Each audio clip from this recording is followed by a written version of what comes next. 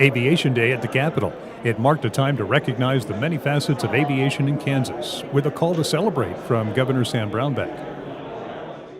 What you're doing is fascinating. We want to do everything we can in the state of Kansas to grow the aviation industry, to continue to be the capital of aviation for the world. I know Wichita is now and will remain and will be in the future the aviation capital of the world, and I want Kansas to be that capital too. From Kansas Secretary of Transportation Mike King, reaffirmation of KDOT's support for airport improvements and the performance of the state's aviation system.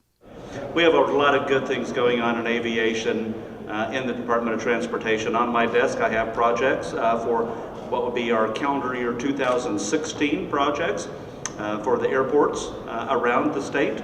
We're going to fund those. We're going to fund those at the appropriate level and make sure that we can get that air ambulance service as close to an accident scene as we can. We have almost 90% of the state now that's served by fixed wing, twin-engine aircraft that can land.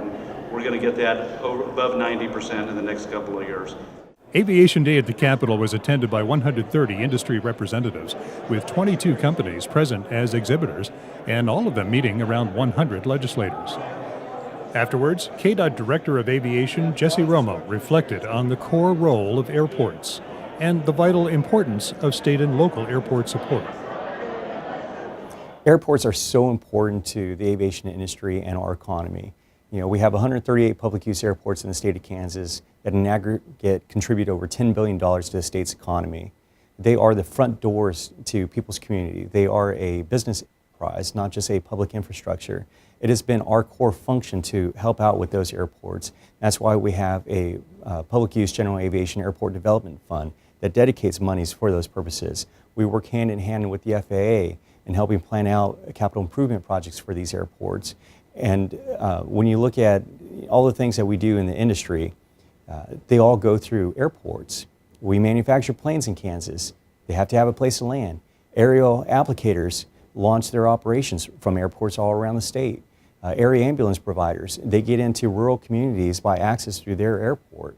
So it's an extremely important link to so many things. We had a great showing, a great event. So many legislators came out to hear the good messages of what's going on across our industry. And that's what we really want to do. With this event, we set it up to be a networking opportunity, and that's why we had to set up in the way that we did, not with chairs for lecturing and for speech giving, but for folks to have an opportunity to have one-on-one time. The governor came down, spoke with each company one-on-one.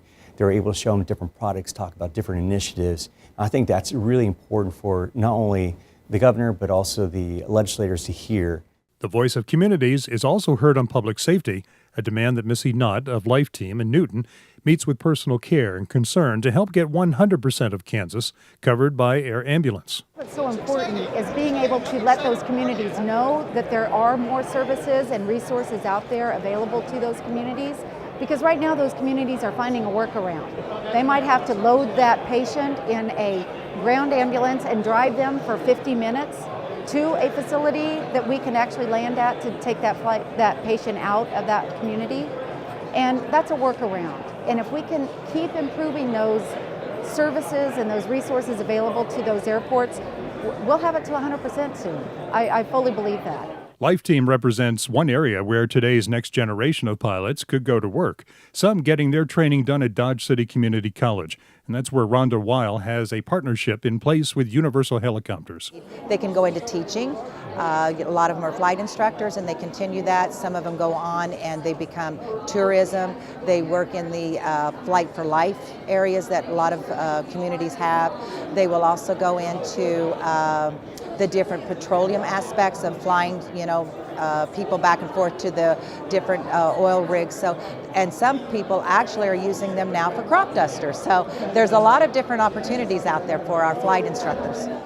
Thousands of Kansans go to work in aviation, generating $7 billion of economic impact from manufacturing, $10 billion overall by way of airports and related services. Just as Robert Grace of Grace Aviation explains about agricultural aviation. The Kansas Ag Aviation Association wants people to know that we're not only involved in aviation, but we're also involved in agriculture, and those are two major industries in Kansas. And this is our chance to kind of remind people that that's what we do, that we help farmers grow food.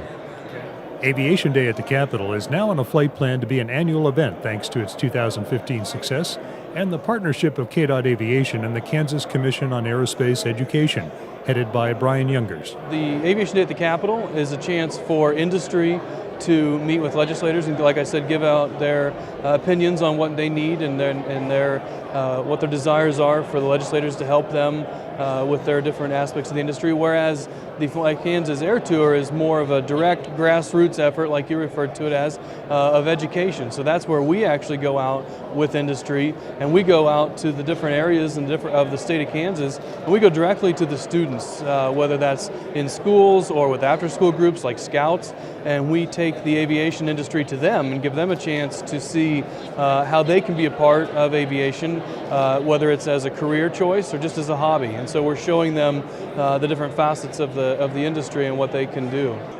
From aircraft and avionics manufacturing to training, public service, and future promise, Kansas Aviation has it all.